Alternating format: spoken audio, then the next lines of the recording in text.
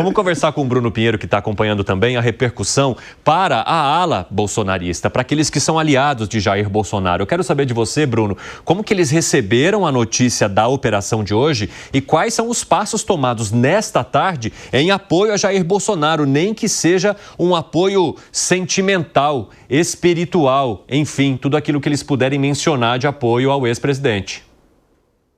Evandro, foi muito engraçado porque logo cedo, quando a nossa equipe começou a se organizar para acompanhar essa operação da Polícia Federal, eu comecei a ligar para alguns parlamentares. Alguns estavam até dormindo. Quando acordaram, já tinha toda essa repercussão, Jair Bolsonaro já sendo levado para receber, para instalar uma tornozeleira. E aí o que eu ouvi de alguns nomes, como o deputado Rodolfo Nogueira do Mato Grosso do Sul, é que essa afronta do Supremo Tribunal Federal ao governo americano vai fazer com que aumente ainda mais a taxação, eleve ainda mais, que não fique somente em 50%. É isso que a oposição está acreditando. Agora, de um outro lado, entre esses investigadores que atuaram nessa operação de hoje mais cedo, tiveram muita cautela, Evandro, com a exposição. Eles não queriam chegar com as viaturas adesivadas, com esse alarme, tudo para não ficar uma imagem de vitimismo de Jair Bolsonaro. Eles foram lá para cumprir esse rito autorizado pelo Supremo Tribunal Federal, mas sem essa exposição. E só para a gente finalizar o que o Evandro já adiantava, agora há pouco o líder do PL, o deputado Sóstenes Cavalcante, enviou para a Comissão de Relações Exteriores e Defesa Nacional um requerimento sugerindo para que seja homenageado em forma de louvor e regozijo de Jair Bolsonaro, uma homenagem reconhecendo os resultados alcançados durante o seu governo com a geração de renda, investimento em saúde, educação, segurança e também o fortalecimento do agronegócio. Isso só será analisado, então, quando o Senado, a Câmara, retomar as suas atividades. E aí, a Comissão de Assuntos Exteriores vai, então, Evandro, analisar esse requerimento de louvor e regozijo, uma espécie de uma homenagem para Jair Bolsonaro, que agora está usando uma tornozeleira após uma operação da Polícia Federal. Evandro. Beleza, Bruno, já te chamo novamente. Se tiver novidade, manda aqui pra gente, meu amigo. Estamos em conversa aqui no Zap também para alinhar tudo que nós vamos contar para vocês nessa edição ao vivo do 3 em 1. É assim, a gente planeja um pouco e vai construindo o restante aqui. Ô Fábio Piperno, além dessa moção de louvor e regozijo em favor de Jair Bolsonaro, a gente acompanhou também alguns aliados fazendo até orações em torno da tornozeleira eletrônica. São todas ações que podem não fazer diferença nenhuma agora nesse processo. Mas como você entende que esse apoio cria também um campo político necessário e importante para Jair Bolsonaro, que ainda se coloca no páreo para 2026, mesmo com a decisão de inelegibilidade tomada lá atrás? O primeiro que quando eu ouvi a expressão moção de louvor e tal, imediatamente eu olhei para o Alan Gani aqui, porque eu e ele sabemos que o deputado Sóstenes Cavalcante é bom nisso. Outro dia, então, ele propôs uma ação de louvor ao presidente Trump, né? Vejam só, fez isso.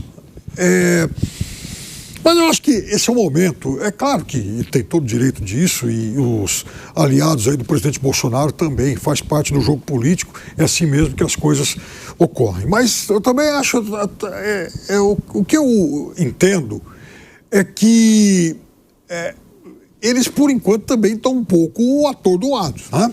Sem saber exatamente como agir, como tomar alguma atitude concreta que possa, de fato, dar algum respaldo à defesa que o presidente faz. Até porque me parece que vai ficando cada vez mais evidente, cada vez mais claro que o presidente Bolsonaro ainda pode sofrer condenações mais pesadas nos processos adiante. Então, a gente também identifica, né, aí nessas reações algumas ações de desespero mesmo por conta, né, de tudo que está acontecendo com o líder dessa corrente política. Zé Maria Trindade, você enxerga como ação de desespero? Eu quase usei essa palavra, mas eu acho que não é desespero, é um desalento. Vou explicar por quê. Conversei com advogados que estão trabalhando no Supremo Tribunal Federal e eles me dizem, olha, nós estamos fazendo aqui uma defesa jurídica, mas a gente reconhece, olha só, o advogado de defesa, O advogado de defesa é aquele que distribui otimismo. Não, nós vamos dar um jeito nisso, eu vou argumentar e tal. Então, um advogado de defesa, quando diz, olha, estamos fazendo uma defesa jurídica por ser necessário e pode servir no futuro e tal para uso político. Mas aqui nós temos um julgamento que independe dos trâmites legais e vai depender de uma pressão política. E aí depois houve essa tentativa de fazer uma pressão política no Supremo Tribunal Federal. Não funcionou. A tentativa de um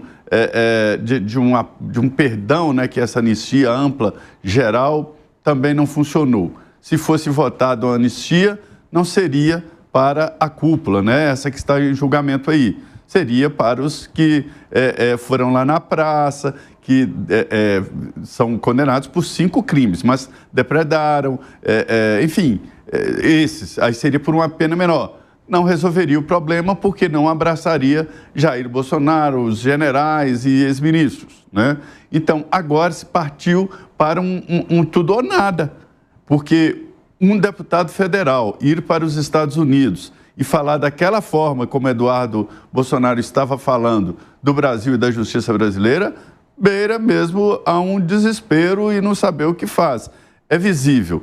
Me disseram que já houve um momento assim, quando o Bolsonaro era presidente da República e o Flávio Bolsonaro e os filhos deles, Flávio, estava sendo processado naquela história lá das rachadinhas e tal, e ele trocou a cúpula da Polícia Federal no Rio de Janeiro. Houve um momento ali que o clima era esse, segundo me relataram lá, né, de desesperos. Temos que fazer alguma coisa. Veja que isso já passou. E por aqui se diz o seguinte, quem morre de véspera é peru, ou seja, até o último dia há esperança. Muito bom, Zé. Eu quero conversar agora também com o Misael Mainetti, porque além da reação da oposição no Congresso Nacional, a gente tem acompanhado várias lideranças, governadores, prefeitos que são aliados de Jair Bolsonaro e que trouxeram manifestações nesta sexta-feira. Misael Mainetti vai contar um pouco das manifestações do prefeito de São Paulo e do governador Tarcísio de Freitas, que depois daquela manifestação inicial em apoio a Trump e das críticas que sofreu logo após isso, andava meio silencioso nos últimos dias. Hoje se manifestou após a operação. Conta pra gente, Misael Mainetti, bem-vindo. E a gente viu também tons moderados, se é que eu posso dizer assim, de alguns aliados de Jair Bolsonaro. Boa tarde para você, Evandro, para todo mundo aí no estúdio e para você que acompanha o 3 em 1. Portanto, começamos com esse nome importante, aliado de Jair Bolsonaro, governador de São Paulo, Tarcísio de Freitas, do Republicanos. Numa publicação nas redes sociais, ele usou o adjetivo coragem e chamou de corajoso várias vezes o ex-presidente Jair Bolsonaro. E ele disse também que não conhece ninguém que ame mais o Brasil do que Jair Bolsonaro. Também acrescentou que ele não consegue imaginar a dor de não poder falar com um filho, mas se as humilhações trazem tristeza, o tempo trará a justiça, disse ele com essa frase de efeito moral. Ele também defendeu a pacificação para haver equilíbrio e paz social. Seguindo agora com mais um aliado, Ricardo Nunes, prefeito de São Paulo pelo MDB, ele já usou aqui uma espécie de figura de linguagem, ele disse, até remédio em excesso faz mal. Vamos entender essa fala do prefeito agora, acompanhe. Precisa ter tranquilidade, acho que ter calma. Obviamente que eu não sei os dados do processo, eu não acompanho, não tenho essa informação, né? Mas queria deixar aqui minha solidariedade ao que está passando o presidente Jair Bolsonaro, que não tem nenhum crime de roubo, de furto, de desvios, né? E respondendo por um processo de um caso de depredação que ele sequer estava no Brasil. Minha solidariedade a ele, acho que a mensagem é essa, né? Até remédio, se você exagerar a dose, faz mal.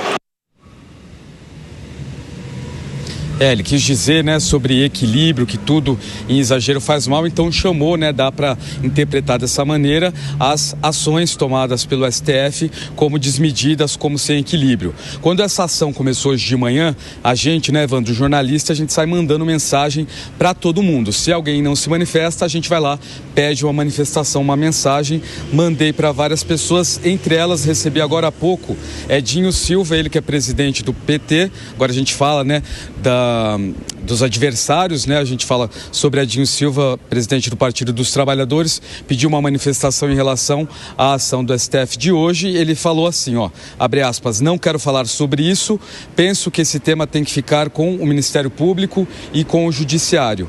A nossa agenda do PT tem que ser a reforma tributária e a defesa da soberania, fecha aspas, informação que eu recebi agora há pouco. Evandro. Muito obrigado pelas informações, Misael Mainetti. Um abraço para você. Gânia, eu quero saber a tua avaliação sobre a manifestação do Tarcísio de Freitas. Eu acho que é uma avaliação, uma ponderação que ele fez, né?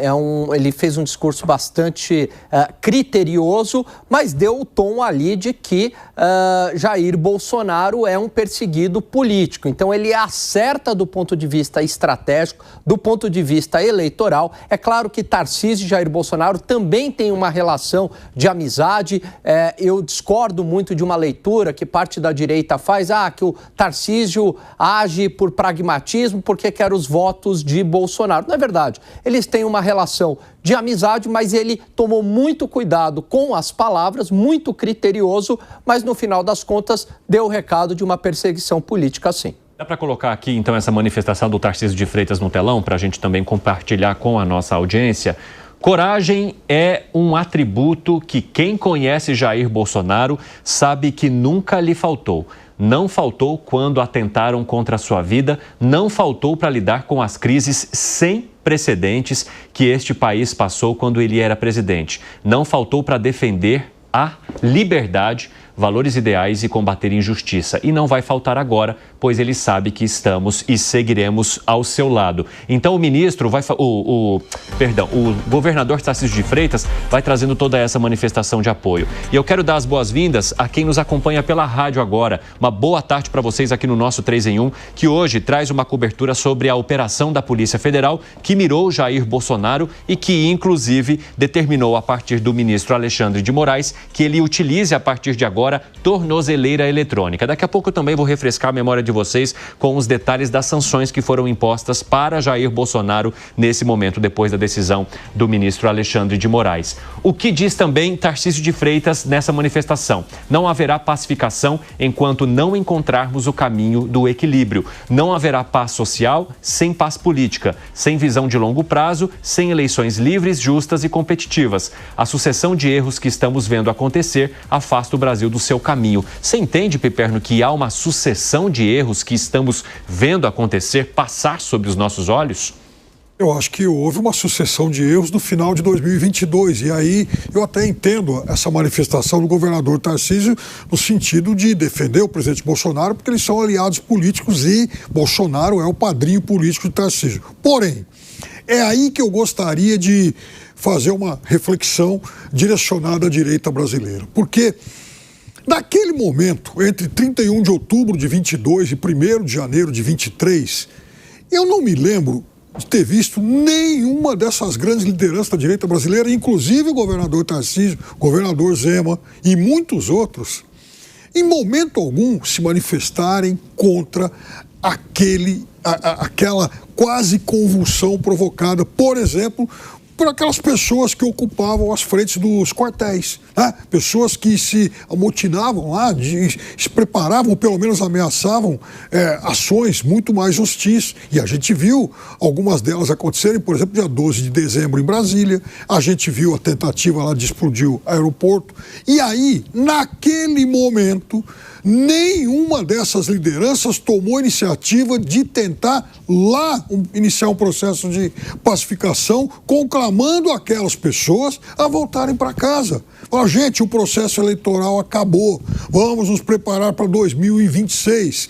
Então, todos eles surfaram naquela cumplicidade que foi, digamos, algo muito próprio daquela área do bolsonarismo naquele momento. Então, faltou por parte delas, maior responsabilidade com o momento político. Já citei aqui muitas vezes a sessão lá de 30 de novembro da Comissão de Fiscalização, Transparência, lá uma sessão conjunta de Câmara e Senado, presidida pelo senador Girão, 11 horas e meia de sessão, tive a paciência de assistir inteirinho, e muitos deputados indo pedir golpe. Tinha gente lá pedindo intervenção militar.